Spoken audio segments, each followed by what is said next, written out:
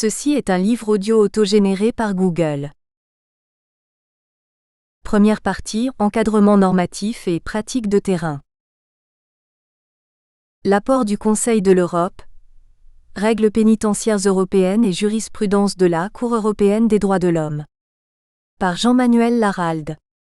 Créé par le traité de Londres du 5 mai 1949, le Conseil de l'Europe a vocation à promouvoir les principes de liberté individuelle, de liberté politique et de prééminence du droit, sur lesquels se fonde toute démocratie véritable, préambule du traité.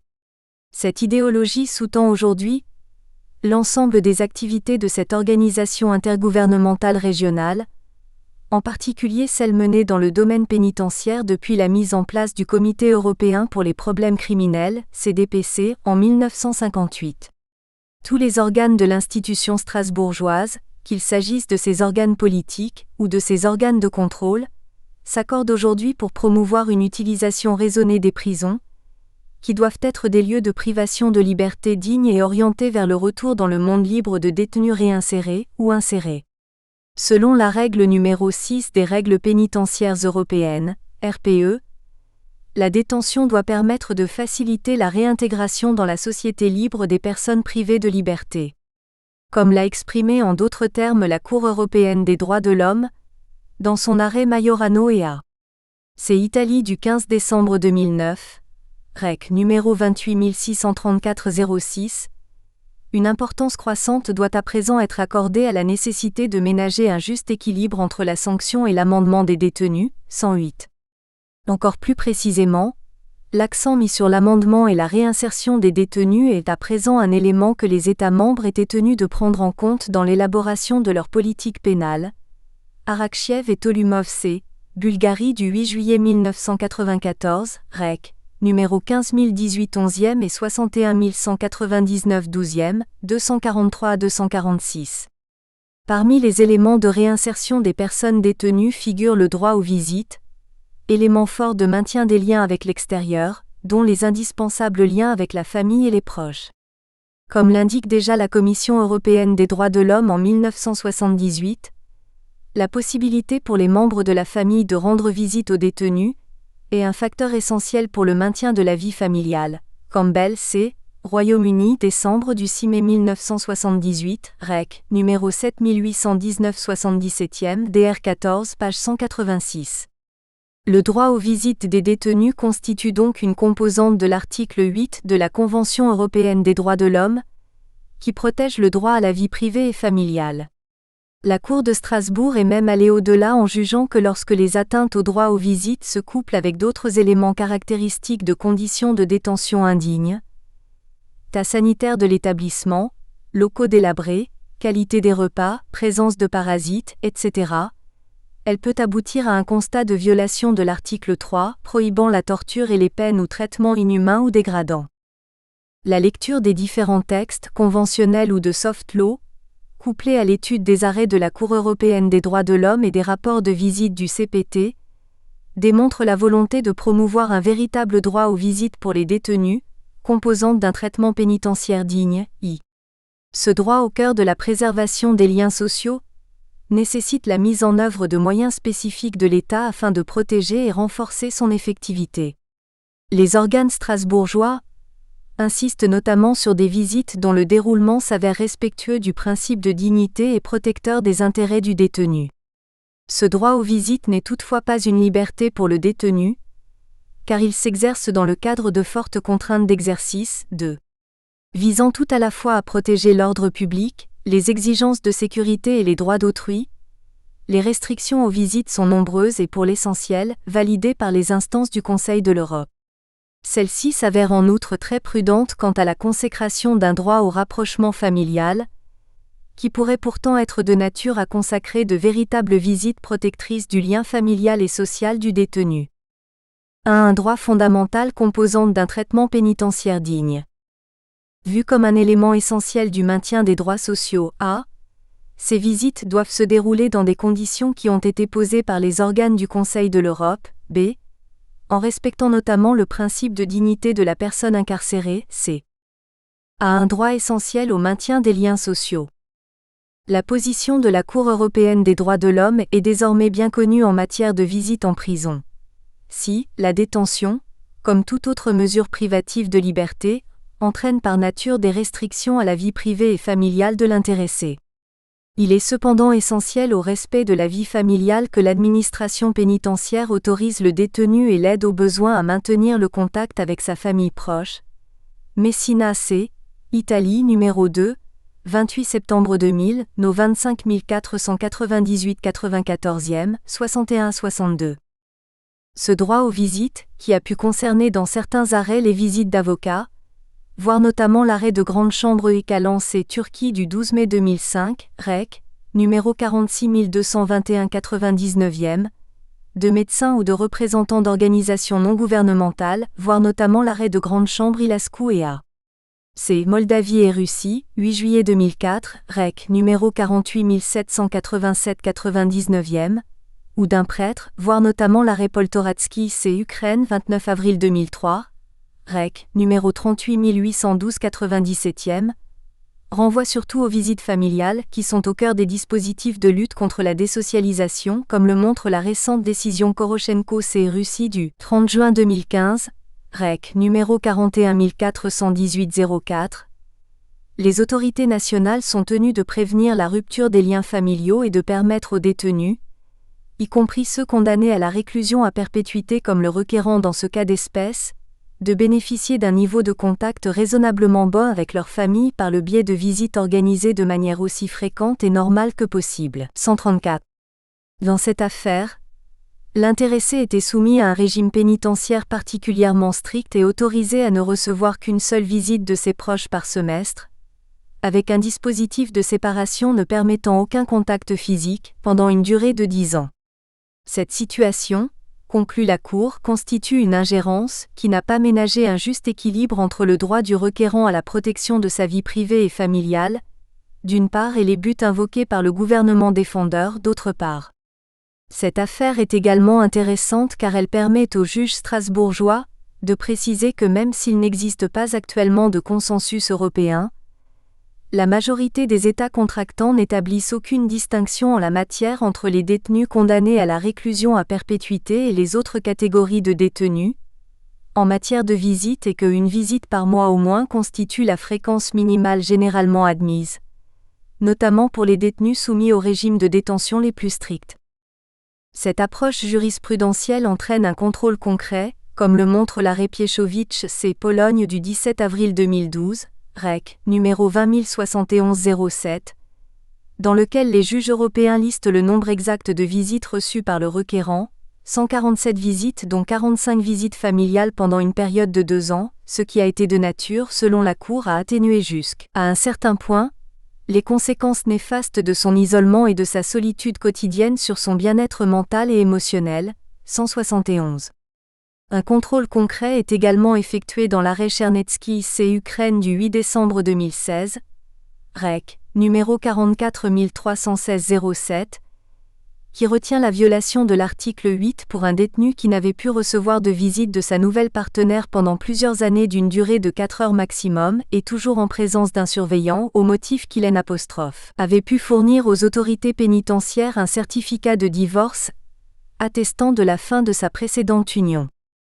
Ces solutions sont en phase avec les normes écrites adoptées par les organes de Strasbourg. Ainsi, les règles pénitentiaires européennes, sur lesquelles s'appuient d'ailleurs explicitement plusieurs décisions dont Arrêt Gülmez C. Turquie du 20 mai 2008, REC, numéro 16 330-02, 50, prévoient dès leur première version en 1973 que les détenus doivent être autorisés à communiquer avec leur famille et à recevoir à des intervalles réguliers des visites de ces personnes.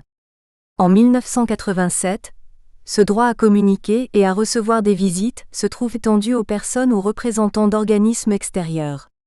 Les règles précisent en outre désormais que ce droit à communication comporte le droit à recevoir des visites desdites personnes à intervalles réguliers. 43 al. 1 de la sous-partie Contact avec le monde extérieur. Près de 20 années après, en 2006, date de la version des règles en vigueur, le droit aux visites se voit accorder une place encore plus centrale dans le dispositif des droits reconnus aux personnes incarcérées.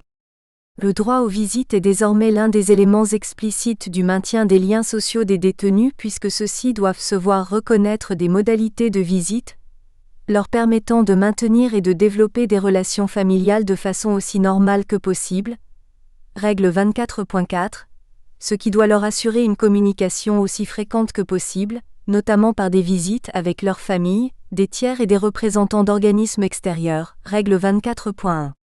Ces règles envisagent également les visites non seulement reçues en détention, mais aussi désormais certaines visites que peuvent effectuer les détenus hors de l'établissement, puisque ceux-ci doivent pouvoir être autorisés à quitter la prison, soit sous escorte, soit librement, pour rendre visite à un parent malade, assister à des obsèques ou pour d'autres raisons humanitaires.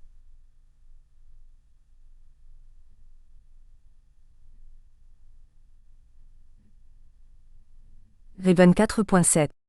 L'autre texte insiste aussi sur la nécessité de maintenir les liens familiaux par des visites régulières, comme pour les détenus mineurs condamnés à de longues peines 5 ans et plus, qui doivent pouvoir entretenir des relations étroites avec leurs proches, les majeurs condamnés à de telles peines ou à la perpétuité devant se voir encourager l'accès à d'autres contacts avec le monde extérieur tels que journaux, radio, télévision et visiteurs extérieurs. Ces exigences générales sont également celles du Comité européen pour la prévention de la torture, CPT, selon lequel le principe directeur devrait être de promouvoir le contact avec le monde extérieur, ce qui implique la nécessité d'une certaine flexibilité dans l'application des règles en matière de visite et de contact téléphonique à l'égard des prisonniers dont les familles vivent très loin de la prison, rendant ainsi les visites régulières impossibles. B. Des exigences de mise en œuvre pesant sur les autorités nationales.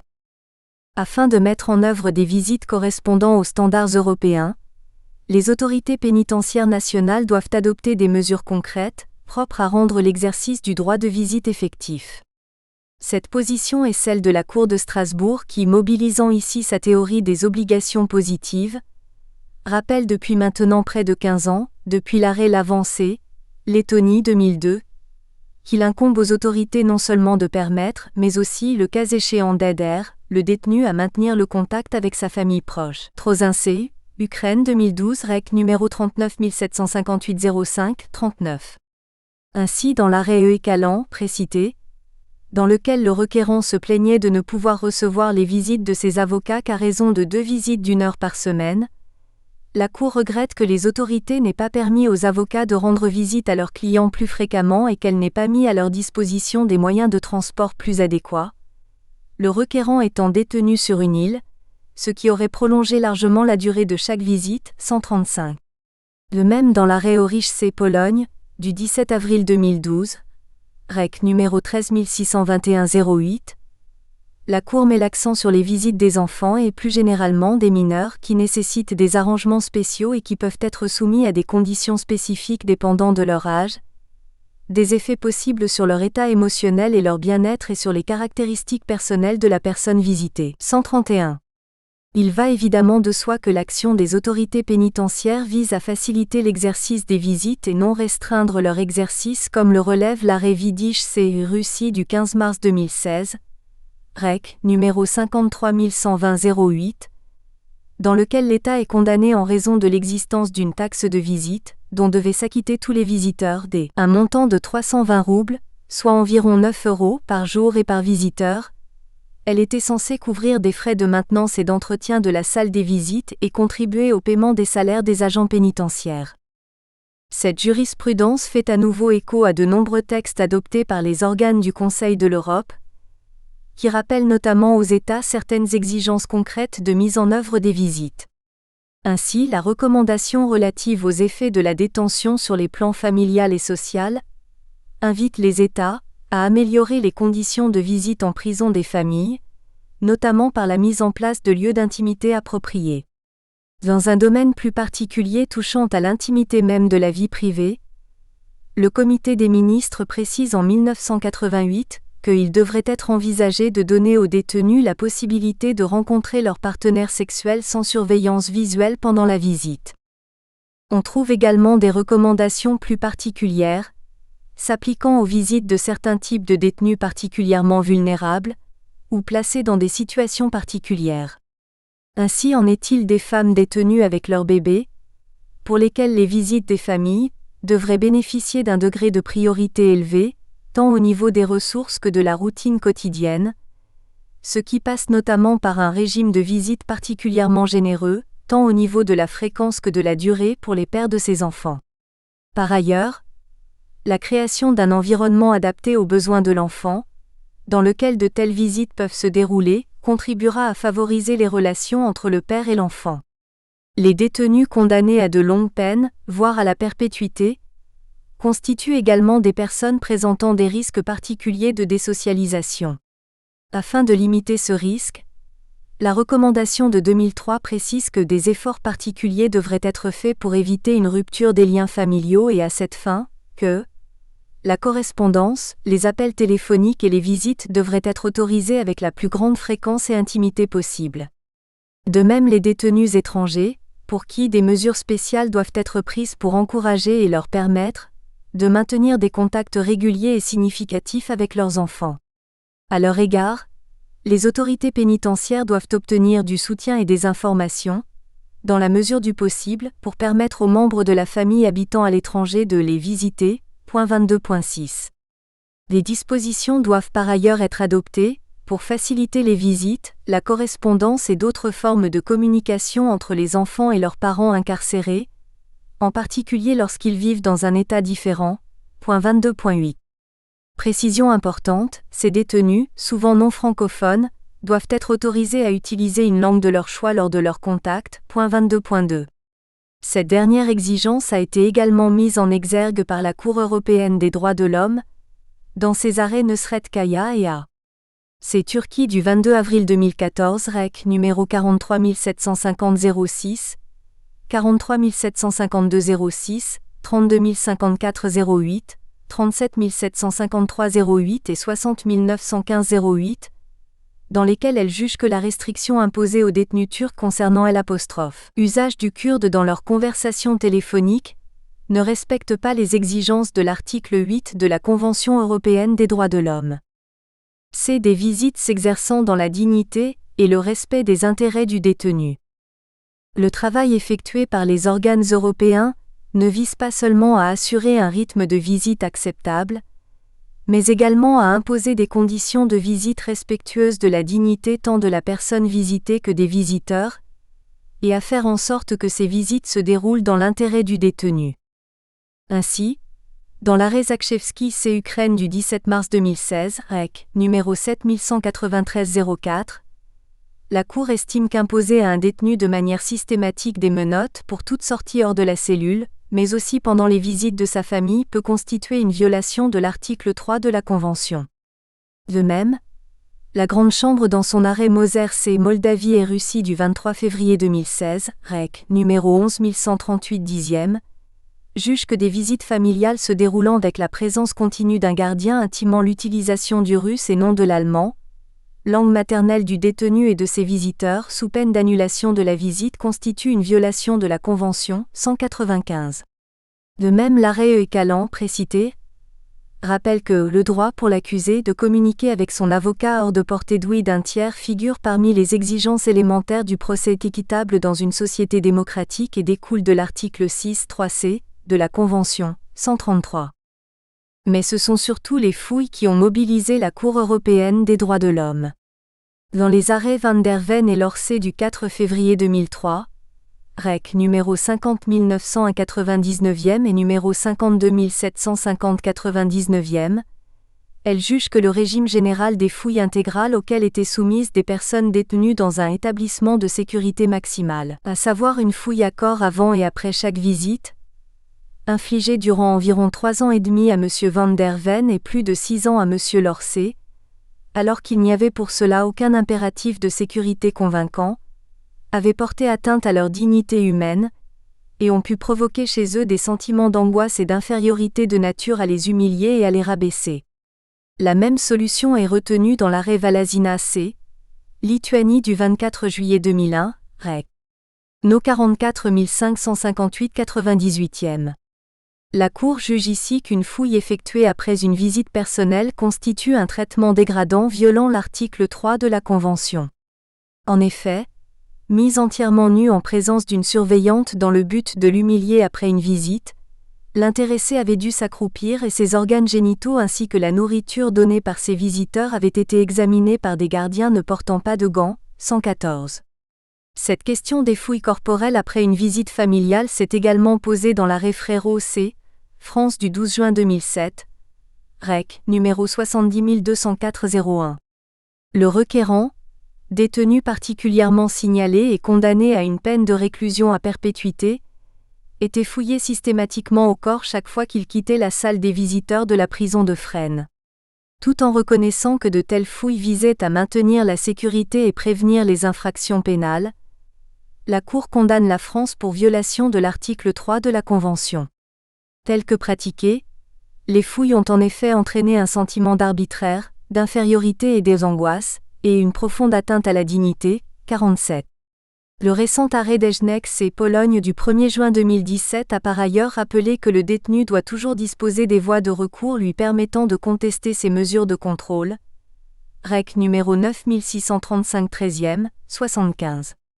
Il ne faut enfin pas oublier que les fouilles peuvent également s'avérer particulièrement déstabilisantes et même, dans certains cas, avilissantes pour les visiteurs du détenu.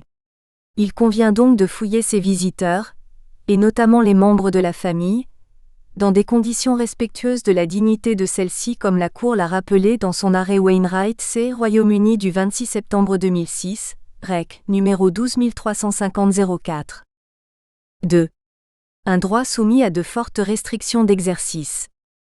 Comme l'a indiqué d'une manière générale la Cour européenne des droits de l'homme, un certain contrôle des contacts des détenus avec le monde extérieur est recommandé et ne se heurte pas en soi à la Convention. Conformément à cette position de principe, les organes strasbourgeois reconnaissent la légitimité des restrictions aux visites des détenus en raison des exigences de sécurité inhérentes aux établissements, mais aussi de maintien de l'ordre et la nécessité de prendre en compte les intérêts d'autrui. A. Le Conseil de l'Europe laisse également largement ouverte la question importante du choix de l'établissement par les personnes détenues. B. A. Le respect des exigences de sécurité, de maintien de l'ordre et la prise en compte des intérêts d'autrui. Dès la première version des RPE en 1973, il est indiqué que l'exercice des visites s'effectue sous la seule réserve des restrictions et de la surveillance nécessaires dans l'intérêt de leur traitement, de la sécurité et du bon ordre de l'établissement. 37. Tout en étendant et précisant les modalités du droit de visite, les RPE, dans leur version de 2006, n'en oublient toutefois pas les possibilités de restriction de ces visites, si cela s'avère nécessaire à la poursuite et aux enquêtes pénales, au maintien du bon ordre, de la sécurité et de la sûreté, ainsi qu'à la prévention d'infractions pénales et à la protection des victimes. Règle 24.2. On retrouve donc ici une liste de motifs de limitation de la vie privée et familiale, largement inspirée de celle prévue par le deuxième paragraphe de l'article 8 de la Convention européenne des droits de l'homme. Cette position est également celle du CPT selon lequel les limitations au contact doivent être fondées exclusivement sur des impératifs sérieux de sécurité, mais aussi sur des considérations liées aux ressources disponibles. La Commission européenne a très rapidement établi que l'exercice du droit de visite peut être limité par des exigences de sécurité, à propos de l'affaire d'un détenu concerné par une procédure d'extradition vers les États-Unis. Sans nier que ces visites étaient importantes pour l'intéressé, la Commission valide l'interdiction totale de celle-ci, car pour les autorités il existait un risque sérieux que le requérant utilise ses contacts avec l'extérieur pour des buts illégaux. XC, Pays-Bas, DEC du 13 décembre 1965, Rec. numéro 1983-63e. La même idée est au cœur de l'affaire Messina C. Italie, numéro 2, du 28 septembre 2000, Rec. numéro 25498-94e, dans laquelle la Cour de Strasbourg juge que les restrictions au droit de visite de l'intéressé, soumis pendant 4 ans et demi à un régime spécial de détention qui entraînait des limitations du nombre de visites familiales, pas plus de 2 par mois, et imposait des mesures de surveillance de ces rencontres, les détenus étaient séparés des visiteurs par une paroi vitrée. 62, visait à couper les liens du détenu avec son milieu criminel d'origine. En effet, En raison de la nature spécifique de la criminalité organisée, notamment de type mafieux, où les relations familiales jouent souvent un rôle primordial, 66, la mesure poursuivie est un but légitime, 67. Ce n'est pas autre chose que prévoit la Cour de Strasbourg dans son arrêt à l'IFC Ukraine, 29 avril 2003, Rec. No 41220-98e, en précisant qu'il faut bien admettre que certaines mesures visant à contrôler les contacts des détenus avec le monde extérieur sont nécessaires et non incompatibles en soi avec la Convention, 187. Ces mesures peuvent comprendre la limitation du nombre de visites, la surveillance de ces visites, des procédés de séparation et si la nature de l'infraction ou les éléments caractérisant la situation d'un détenu donné le justifient, la soumission de l'intéressé à un régime pénitentiaire spécifique ou à des modalités de visite particulières, Agios et Hongrie 23 avril 2013 No 52624 10e, 84. Mais cette restriction des visites ne signifie pas une liberté de décision pour les autorités pénitentiaires. En effet, même si les autorités nationales bénéficient d'une large marge d'appréciation pour réglementer les contacts d'un détenu avec sa famille, Boyle et Rice C., Royaume-Uni 27 avril 1988, série A numéro 131, 74, il est toutefois indispensable que les restrictions aux visites, qu'elles soient motivées par des raisons de sécurité ou par d'autres motifs, soient fondées sur un besoin social impérieux, et demeurer, proportionnées au but légitime recherché. Elles doivent par ailleurs présenter une dose de flexibilité permettant de déterminer si les limitations apportées dans chaque cas particulier sont opportunes ou réellement nécessaires. Korochenko C. Russie précité, 125, et ne pas envisager immédiatement l'interdiction des visites, mais des apostrophes à bord si cela est nécessaire, des mesures de contrôle ou de séparation lors des visites, Kuchera C. Slovaquie 17 juillet 2007, Rec. Numéro 48666 99e, 130. La Cour refuse en effet la mise en place de restrictions radicales et permanentes, voire notamment l'arrêt Orich C. Pologne, les États devant développer leur technique d'appréciation de la proportionnalité de façon à permettre à leurs autorités de mettre en balance les intérêts individuels et collectifs concurrents et de prendre en compte les particularités de chaque cas d'espèce. Trozin C. Ukraine précité 42. Les règles instaurant les restrictions doivent enfin être précises et accessibles, afin d'éviter tout caractère arbitraire dans leur utilisation et doivent prévoir les garanties adéquates et effectives contre les abus que tout système carcéral d'une société démocratique doit prévoir. Ilascu et autres C. Moldova précité 439. À partir de ces méthodes jurisprudentielles, la position de la Cour est aujourd'hui claire. Certaines situations, telles que le placement en régime de sécurité renforcée, peuvent entraîner des restrictions aux visites, même pour des périodes prolongées, mais celles-ci ne doivent en aucun cas aboutir à un isolement social total de l'intéressé. Ainsi dans l'affaire Van der Ven C., Pays-Bas du 4 février 2003, Rec. Numéro 50999e, la Cour constate que si le requérant a été soumis à des mesures de sécurité très rigoureuses ayant entraîné une limitation stricte des contacts avec l'extérieur, restriction du nombre de visites de sa famille, visite n'ayant lieu qu'avec un dispositif de séparation, ces contraintes visaient à éviter toute évasion d'un criminel dangereux et n'ont pas abouti à un isolement social total, qui aurait constitué un traitement inhumain et qui ne peut jamais être justifié par une raison quelconque. Par contre, dans l'affaire Ilascu et autres C. Moldova et Russie précitées, la Cour assimile les conditions de détention d'un détenu en isolement cellulaire pendant près de 10 ans avec interdiction de tout contact avec l'extérieur à un traitement inhumain. Le régime de détention comportait une sélection discrétionnaire des visites de la famille, mais également l'absence de contact avec les autres détenus, l'impossibilité de lire des journaux dans sa langue, l'impossibilité d'accéder à un avocat. Nous espérons que vous avez apprécié cet aperçu. Pour continuer à écouter ce livre audio sur Google Play Livres, utilisez le lien dans la description de la vidéo.